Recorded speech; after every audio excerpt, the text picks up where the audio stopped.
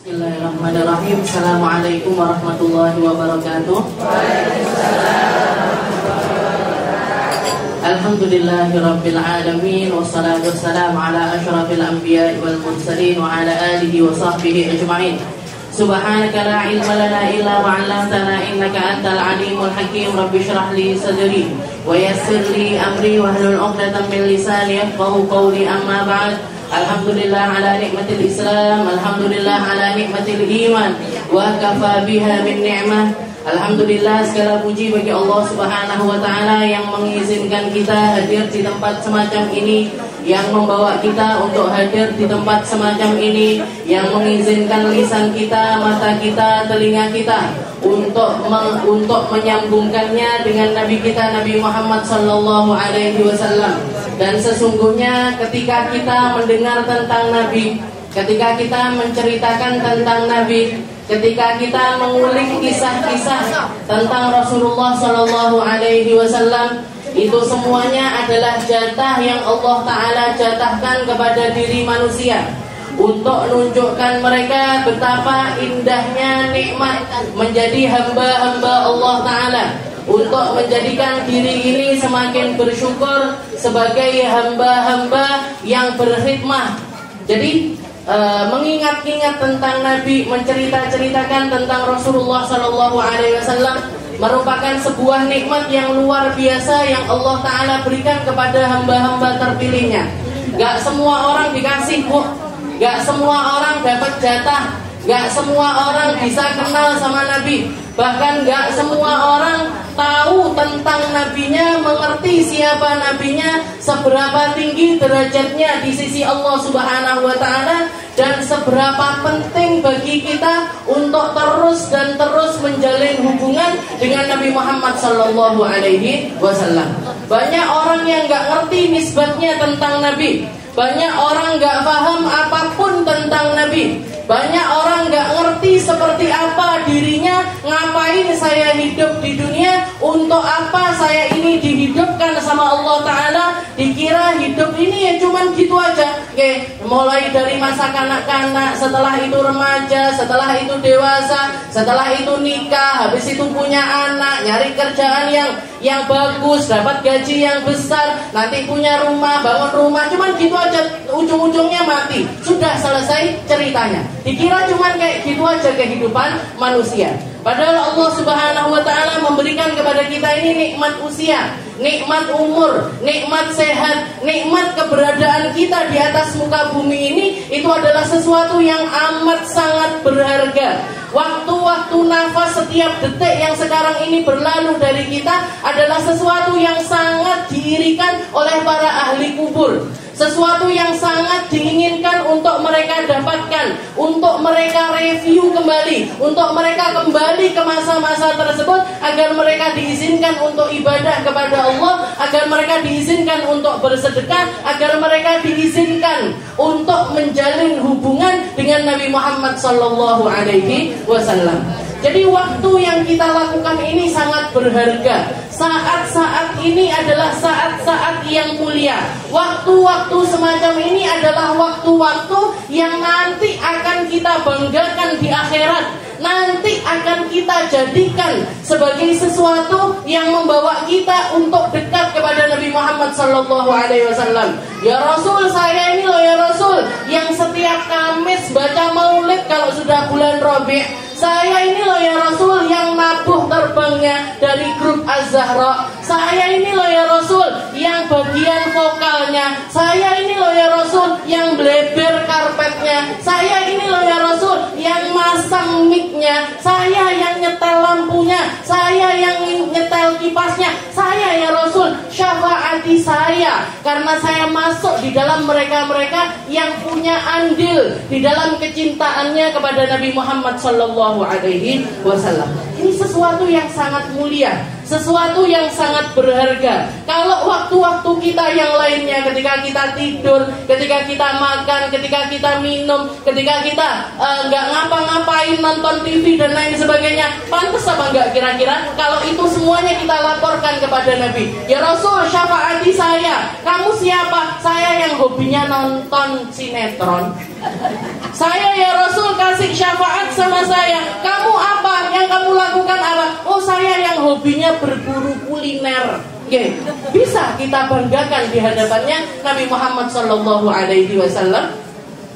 Hasya wa kalla, jauh sekali. Karena sesuatu yang Nabi Muhammad pikirkan, sesuatu yang Nabi Muhammad ini selalu wanti-wantikan kepada umatnya, sampai disifatkan sama Allah Ta'ala harisun alaikum. Nabi Muhammad itu seseorang yang sangat pengen kita jadi orang baik, seseorang yang sangat pengen kita berubah lebih baik, seseorang yang sangat pengen kita masuk ke dalam surga bebas dari api neraka, bahkan melebihi keinginan kita tentang diri kita sendiri, melebihi keinginan kita untuk selamat, melebihi keinginan kita untuk baik, melebihi keinginan kita untuk berubah. Rasulullah SAW jauh lebih pengen kita ini selamat. Semuanya diberikan, semuanya diberikan, semuanya dikerahkan, semuanya dipakai sama hayati khairun lakum wa mamati khairun lakum. Katanya Nabi Muhammad, saya itu hidup baik buat kalian, saya mati juga baik buat kalian. Katanya para sahabat, ya Rasul, hayatukum khairun lana. Benar kalau hidupnya jenengan ini baik untuk kita, karena kita bisa merasakan nikmatnya secara langsung, karena kita bisa merasakan manfaatnya secara langsung. Sumpah-sumpah datang ke Nabi, capek-capek datang ke Nabi. Para sahabat itu seperti itu, Bu. Bahkan ada satu orang sahabat yang ketika barusan selesai ngaji sama Rasulullah SAW, bubaran dia pulang, baru nyampe rumah berangkat lagi ke masjid. Ditanya, belum sempat ditanya sama istrinya, sudah celing lari aja. Habis itu datang nemuin Rasulullah SAW. Kamu ini kenapa? Barusan selesai ngaji lu kok datang lagi? Pengajiannya udah selesai, pengajiannya sudah selesai. Ini waktu saya untuk istirahat, waktu saya untuk duduk-duduk sama keluarga. Jatahnya keluarga sekarang. Kalau sudah sama umat ini sudah, jatah saya bersama keluarga. Katanya sahabat tersebut, enggak ya Rasul, saya baru nyampe rumah sudah kangen lagi sama jenengan. Saya baru nyampe rumah ini, mata sama telinga saya ini sudah kangen lagi untuk melihat dan juga mendengar kata-kata dari jenengan, makanya saya langsung lari ke sini. Kita bisa kayak gitu, Bu. Celing ujuk-ujuk ning gone Medina. Kangen-kangen celing ujuk-ujuk budal ning Mekah. Sulit. Jadi sesuatu yang sulit. Jadi kalau para sahabat ini punya rasa-rasa yang demikian kepada Nabi, padahal mereka ini pengharapannya untuk dekat sama Nabi, pengharapannya di dalam nisbat mereka kepada Rasulullah SAW ini luar biasa besar. Luar biasa besar. Mereka sholat berjamaah sama Nabi, mereka dengarkan langsung tentang Nabi, mereka bahkan tanya apa-apa langsung kepada empunya, langsung kepada sumbernya, yaitu Rasulullah SAW. Kalau kita sulit, tapi kata para ulama, kalaupun misalkan nggak ada pohon, akar pun jadi, nggak bisa kumpul-kumpul sama Rasulullah secara langsung, kita kumpul-kumpul tentang menceritakan tentang Rasulullah SAW di sini. Kita nggak mampu untuk duduk-duduk sama-sama dengan nabinya, maka kita duduk-duduk sambil menghadirkan nabinya di dalam hati kita, di dalam hati kita, di dalam mata kita. Kita baca maulidnya Nabi dengan telinga kita, kita dengarkan cerita tentang Nabi. Ini semuanya yang mampu kita lakukan di saat ini. Ini aja yang bisa mengekspresikan cinta kita kepada Rasulullah SAW. Dan seseorang ketika sadar tentang nisbatnya kepada Rasulullah SAW, maka dia nggak akan pernah bisa meremehkan tentang apapun yang ada di dalam kehidupannya. Nggak ada yang bisa diremehkan di dalam kehidupan kita ketika kita punya nisbah kepada Rasulullah. Kita ini umatnya Nabi, Bu. Kita ini umatnya Rasulullah SAW. Kita ini umatnya Nabi yang dijuluki Habibullah, yang dapat julukannya kekasihnya Allah Subhanahu wa Ta'ala. Ada satu kisah di zaman setelah wafatnya Rasulullah SAW. Ada satu orang sahabat namanya Safinah. Namanya Safinah. Safinah ini laki, bukan perempuan. Nanti dikira Safinah, celukane Vina. Bukan. Safinah ini laki-laki. Maula Rasulillah. Orang yang dulunya sehari-hari ketika Rasulullah itu masih hidup, beliau ini salah satu dari pembantunya Nabi yang suka bantu-bantuin di rumahnya Rasulullah SAW. Selain Sayyidina Anas bin Malik, selain juga Abdullah bin Mas'ud, selain Pak Zaid bin Harithah dan lain sebagainya. Ini orang-orang terdekatnya Nabi. Anas bin Malik yang dapat julukan beliau ini adalah Khuwaidimun Nabi, khadimun Nabi, pembantunya Nabi. Umur 7 tahun sudah hidup bersama Rasulullah SAW. Begitu juga dengan Sayyidina Abdullah bin Mas'ud. Sayyidina Abdullah bin Mas'ud ini julukannya banyak, bahkan Sahibu siwakin Nabi, Sahibu na'lin Nabi, orang yang bagian bawa siwaknya Nabi sama bagian bawa sandalnya Nabi. Ini orang-orang yang punya nisbah sama Nabi yang semacam ini sekalipun menjadi seseorang yang mulia. Termasuk ini, Sayyidina Safinah. Jadi Maula Rasulillah, pembantunya Nabi yang namanya Safinah. Safinah ini sering bantu-bantu, nyapu-nyapu, bersih-bersih, ataupun kalau Rasulullah mau kamar mandi dibawakan airnya, ngambilkan airnya dan lain sebagainya. Dikatakan Safinah ini setelah Rasulullah SAW wafat, beliau ini ikut di salah satu peperangan. Pulang dari perang tersebut, perangnya ini tempatnya jauh, jadi harus naik kapal dulu. Qadarullah, atas takdirnya Allah Ta'ala, di perjalanan pulang ini ternyata ada badai yang luar biasa besar, sehingga kapalnya ini pecah, kapalnya karam, semua barang bawaannya ini tenggelam. Tenggelam semuanya. Tapi orang-orangnya selamat. Karena dari tempat terjadinya kejadian itu ke tepian itu nggak jauh. Jadi banyak, ada belasan orang sahabat yang waktu itu bisa menepi ke tepian. Begitu nyampe ke tepian dalam keadaan capek ini, setelah istilahnya kalau gampangnya barusan kecelakaan kan, barusan kecelakaan kapal laut ini tadi, semua barangnya hilang, makanan hilang, minuman hilang. Jadi mereka datang ke tepian itu dalam keadaan basah, kuyup, lapar, haus, capek dan lain sebagainya. Begitu mereka nyampe ke tepian, ngelihat, ayo kita cari jalan pulang. Ayo kita cari jalan pulang. Begitu masuk ke hutan, jadi dari pantai tersebut masuk ke hutan, masuk ke dalam hutan, baru masuk sedikit, tahu-tahu di depannya ada seekor asad, singa, nengburi laut, di depannya singa. Di belakang gak ada yang bisa diharapkan untuk kehidupan, di depannya luweh nemen. Maju titik dicaplok, maju titik dicakot sama singanya. Maka dikatakan si Safinah ini tadi, semuanya ketakutan, semuanya takut. Jangan takut apa enggak kalau ada singa di depan? Kok singa? Cecak loh lah lari kabeh. Ini ada cecak jatuh, bubar ini. Jadi ada singa di depannya, di depan rombongannya sahabatnya Rasulullah SAW tersebut.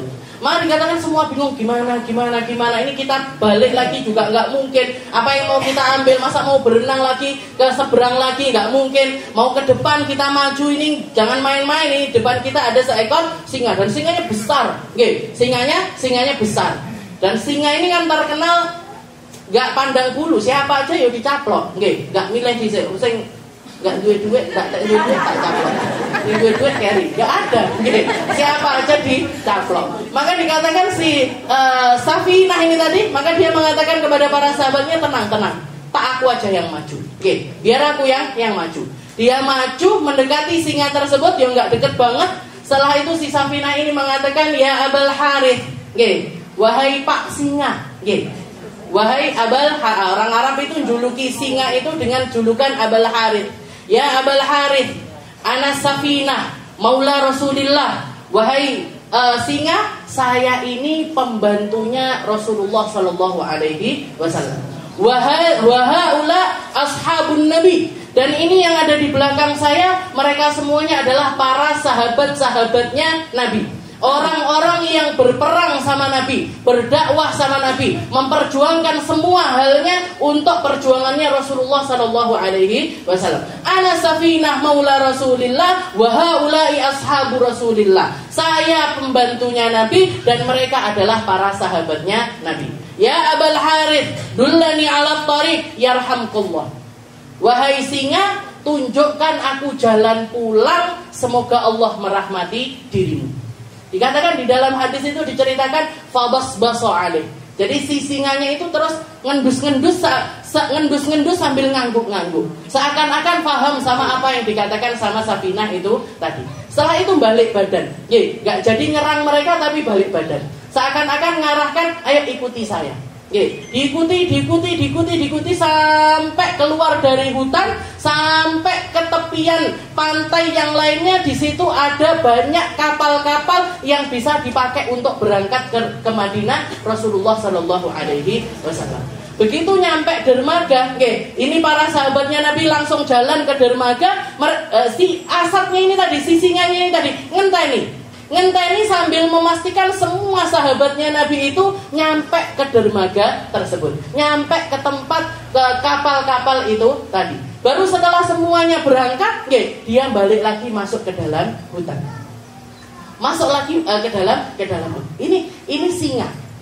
Dan ini yang dilakukan oleh Safinah. Ini yang dilakukan sama pembantunya Rasulullah SAW. Kenapa kok dia memutuskan untuk berdiri dengan cara yang semacam itu? Kenapa kok dia memutuskan untuk bicara dengan cara yang semacam itu? Karena Safinah ini tahu persis qadrun Nabi SAW indallah. Tahu persis kedudukannya Nabi di sisi Allah Subhanahu wa Ta'ala. Nabi Muhammad itu kalau saya pakai untuk jadi wasilah saya, mesti selamat. Nabi Muhammad itu kalau saya jadikan penuntun kehidupan saya, mesti selamat.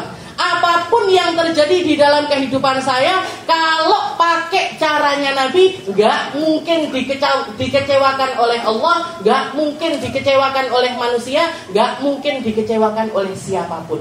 Semuanya akan tunduk ketika mereka tahu persis tentang hubungannya dengan Nabi Muhammad Sallallahu Alaihi Wasallam. Jadi dengan pedenya dia mengatakan, ana Safinah maulan Nabi. Saya ini Safinah, pembantunya Nabi, bukan donaturnya Nabi, bukan istilahnya pemimpin perangnya Nabi, bukan panglimanya perangnya Nabi juga, bukan yang bebaskan negeri ini, bukan. Tapi saya pembantunya Nabi. Saya ini yang bagian rewang di rumahnya Rasulullah Sallallahu Alaihi Wasallam. Tukang rewang kalau sudah nisbatnya sama Nabi, naik derajatnya, naik setinggi-tingginya di sisi Allah Subhanahu wa Ta'ala. Jadi yang perlu kita tahu adalah, yang perlu kita sadari dari kehidupan kita. Ayo kita cari nisbat kita kepada Nabi. Saya ini siapa? Saya ini ngambil porsi seberapa? Saya ini kapasitas saya di mana? Yang bisa saya lakukan apa? Yang bisa saya pikirkan apa? Yang bisa saya keluarkan apa? Yang bisa tak lakoni apa untuk ikut andil di dalam perjuangannya Rasulullah Shallallahu Alaihi Wasallam. Masukkan diri kita di dalam perjuangannya Nabi. Masukkan diri kita di dalam apa yang menjadi kerepotannya Rasulullah Shallallahu Alaihi Wasallam. Nabi Muhammad seperti yang waktu musim kampanye saya katakan, Rasulullah itu juga kampanye, Bu. Rasulullah itu juga punya partai. Rasulullah itu juga punya hal-hal yang menjadi warisannya Nabi, yang bisa kita lanjutkan di dalam perjuangannya Rasulullah Sallallahu Alaihi Wasallam. Masjid-masjid ini warisannya Nabi. Musola-musola ini semuanya warisannya Nabi. Sekolah-sekolah Islam semuanya warisannya Nabi. Gerakan-gerakan kebaikan itu semuanya wasilahnya, itu semuanya warisannya Nabi. Majelis-majelis taklim semuanya adalah warisannya Rasulullah Sallallahu Alaihi Wasallam. Ambil peran kita di dalam khadimul ummah, di dalam khadim, di dalam pembantunya. Jadilah salah satu dari pembantunya umat. Jadilah salah satu dari pembantunya umat dengan apapun yang kita bisa, dengan cara apapun yang kita mampu lakoni itu. Biar kita ini nggak jadi umat yang cuman gini kok, mangku tangan aja delok.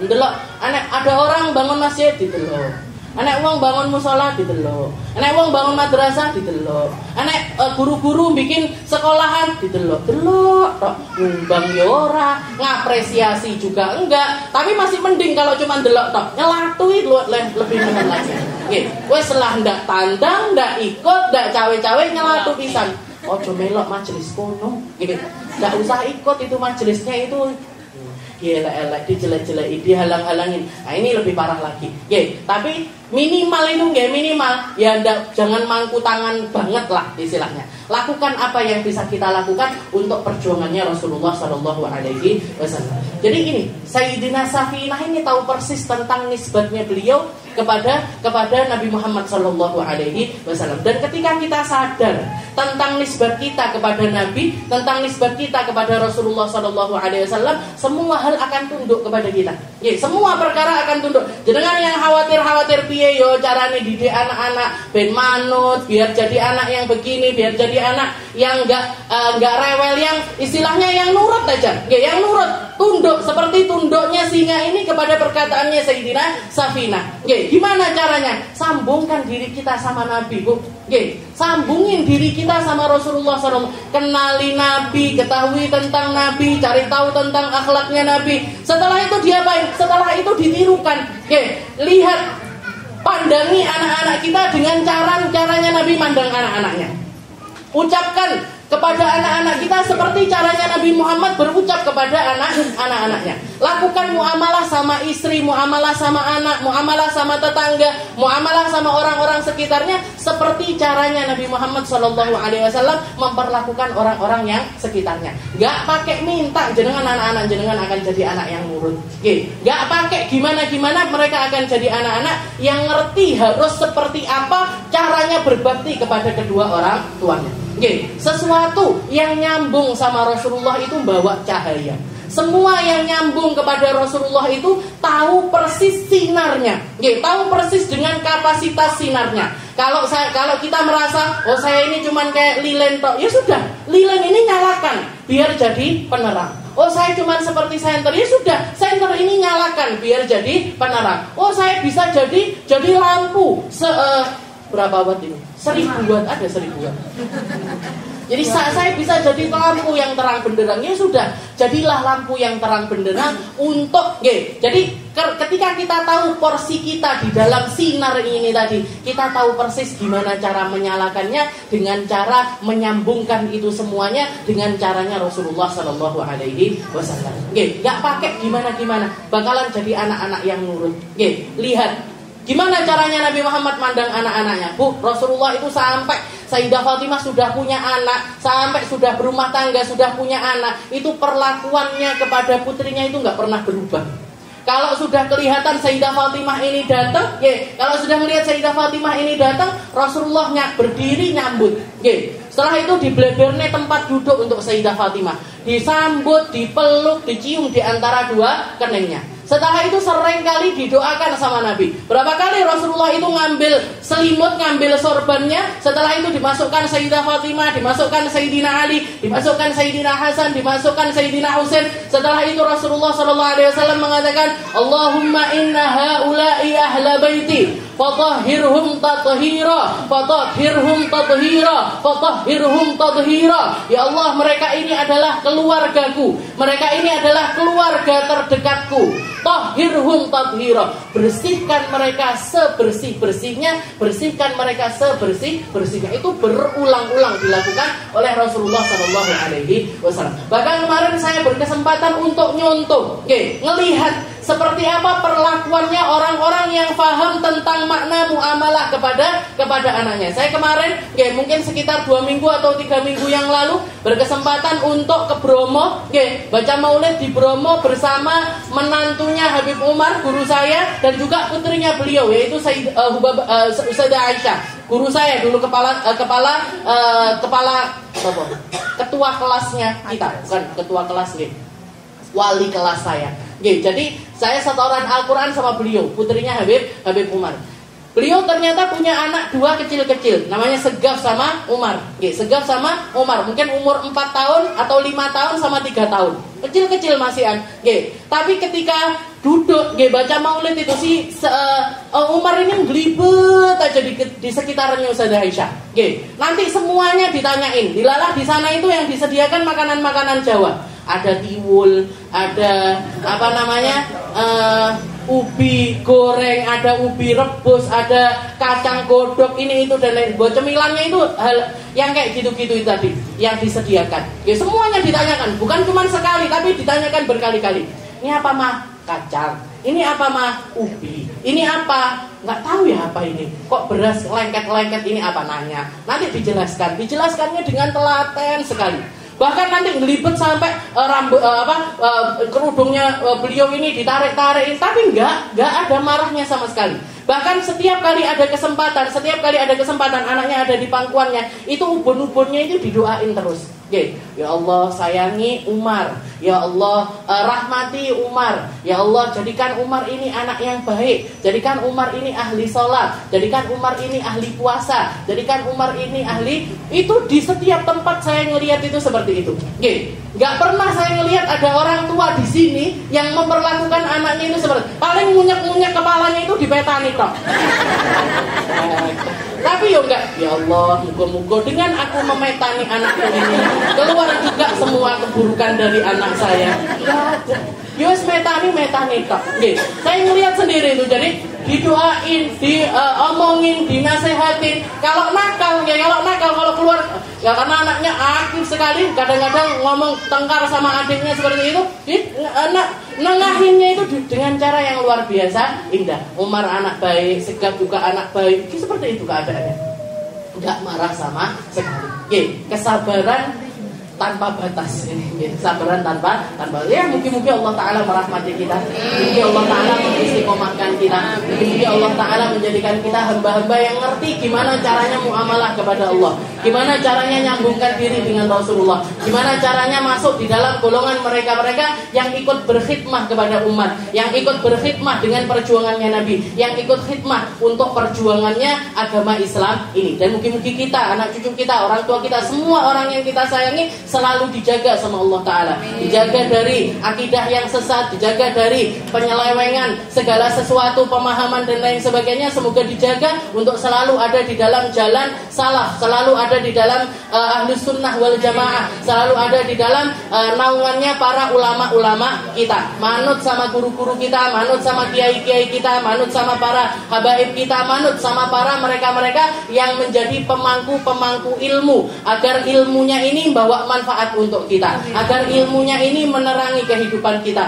agar ilmunya ini membawa berkah untuk kehidupan kita, fid dini wad dunya wal akhirah, dalam agama kita, di dalam dunia kehidupan dunia kita sampai akhirat kita. Semoga semuanya ini selalu dijaga sama Allah Ta'ala. Dan sebagaimana kita dikumpulkan di sini di dalam kenikmatan, di dalam pendengaran yang indah, di dalam menceritakan manusia terindah, di dalam melakukan perkara-perkara yang baik semacam ini, semoga Allah Ta'ala menakdirkan kita untuk berkumpul kembali nanti di surganya, berkumpul kembali nanti di tempat yang mulia, berkumpul lagi nanti bersama orang-orang yang lebih mulia daripada saat ini, bersama para nabinya Allah, bersama para rasulnya Allah, dengan para siddiqin, dengan orang-orang yang serius di dalam menjalankan agama, bersama orang-orang para yang meninggal dalam keadaan syahid, dan siapapun orang-orang yang diangkat derajatnya sama Allah Ta'ala. Dan mungkin kita, orang tua kita, anak cucu kita, semua orang yang kita sayangi, semuanya masuk di dalam golongan para ahli surganya Allah.